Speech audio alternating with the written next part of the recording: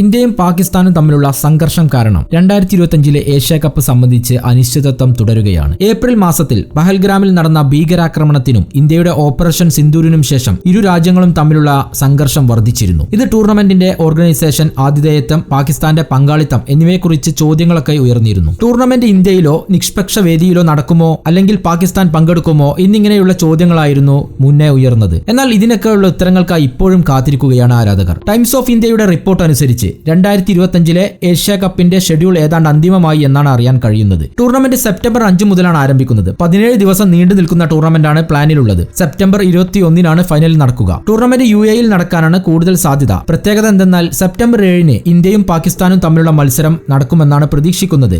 ടൂർണമെന്റിന്റെ ഫോർമാറ്റിനെ സംബന്ധിച്ച് പറയുകയാണെങ്കിൽ 2025 Asia cup 2020 ഫോർമാറ്റിലാകും നടക്കുക. 2020 ലോകകപ്പിനുള്ള തയ്യാറെടുപ്പായിട്ടാണ് എല്ലാ ടീമുകളും കാണുന്നത്. ടൂർണമെന്റിൽ ആദ്യം ഗ്രൂപ്പ് ഘട്ട മത്സരങ്ങളും തുടർന്ന് സൂപ്പർ 4 ഘട്ടവും ഉണ്ടാകും. ഇന്ത്യയും പാകിസ്ഥാനും മികച്ച പ്രകടനം കാഴ്ചവെച്ചാൽ കുറഞ്ഞത് ഇന്ത്യയും പാകിസ്ഥാനും തമ്മിൽ 2 തവണയെങ്കിലും ഏറ്റുമുട്ടും. ഇന്ത്യ പാകിസ്ഥാൻ മത്സരങ്ങൾ വന്നാൽ ടൂർണമെന്റ് ആവേശകരമാകുമെന്ന് ഉറപ്പാണ്. ഏഷ്യ കപ്പിനെ കുറിച്ചുള്ള അനിശ്ചിതത്വം സ്പോൺസർമാരുടെയും മാധ്യമ പങ്കാളികളുടെയും ആശങ്കകളൊക്കെ വർദ്ധിപ്പിക്കുന്നുണ്ട്. പോൾസ്റ്റാക്കിന്റെ റിപ്പോർട്ട് അനുസരിച്ചാണെങ്കിൽ ഷെഡ്യൂൾ പ്രഖ്യാപിക്കാൻ ജൂലൈ ആദ്യവാരം യോഗം ചേരുമെന്നാണ് അറിയാൻ സാധിക്കുന്നത്. ഇത് ആവശ്യപ്പെട്ടുകൊണ്ട് ഏഷ്യൻ ക്രിക്കറ്റ് കൗൺസിൽ BCCIക്ക് കത്തെഴുതിയിട്ടുമുണ്ടെന്നും റിപ്പോർട്ടിൽ സൂചിപ്പിക്കുന്നുണ്ട്. സ്പോൺസർമാരും മാധ്യമ പങ്കാളികളും ഈ കാലതാമസത്തിൽ അസ്വസ്ഥരാണ് എന്നും റിപ്പോർട്ടിൽ സൂചിപ്പിക്കുന്നുണ്ട്. ടൂർണമെന്റിന്റെ ഔദ്യോഗിക സംപ്രേഷകരായ സോണി സ്പോർട്സ് ഇന്ത്യ-ഇംഗ്ലണ്ട് ടെസ്റ്റുകൾക്കിടയിൽ ഒരു ഏഷ്യ കപ്പ് പ്രൊമോ സംപ്രേഷണം ചെയ്തിട്ടുണ്ട്. എന്നാൽ പാകിസ്ഥാൻ ക്യാപ്റ്റന്റെ ചിത്രമില്ലാത്തത് പാകിസ്ഥാന്റെ പങ്കാളിത്തത്തെക്കുറിച്ചുള്ള ചോദ്യങ്ങളും ഉയർത്തുന്നുണ്ട്. ഈ വർഷത്തെ ഏഷ്യ കപ്പിന് ശേഷം അടുത്ത 3 ടൂർണമെന്റുകൾ ബംഗ്ലാദേശിലും പാകിസ്ഥാനിലും ശ്രീലങ്കയിലുമായിട്ടാണ്